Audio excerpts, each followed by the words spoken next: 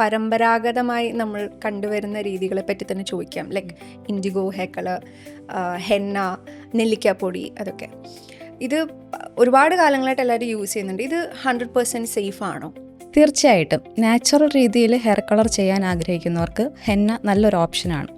Henna ഒരു hair colour ചെയ്യാൻ വേണ്ടി മാത്രം യൂസ് ചെയ്യുന്ന ഒരു ഇൻഗ്രീഡിയൻ്റ് അല്ല, മീൻസ് ഒരു പ്രൊഡക്റ്റ് അല്ല. അത് നമുക്ക് ഒരു നാച്ചുറലായിട്ട് കണ്ടീഷണർ കൂടിയാണ്.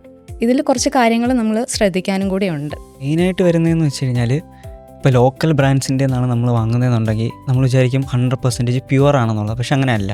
ഇപ്പോൾ ലോക്കൽ ബ്രാൻഡ്സ് ആണെന്നുണ്ടെങ്കിൽ അവർ ചെയ്യുന്നതെന്ന് വെച്ച് കഴിഞ്ഞാൽ മറ്റ് കെമിക്കൽസ്, നമ്മുടെ കെമിക്കൽ ഹെയർ ഡേയിൽ ഉപയോഗിക്കുന്ന സെയിം ഇൻഗ്രീഡിയൻസ് ചിലപ്പോൾ അവർ അതിൽ ആഡ് ചെയ്യും.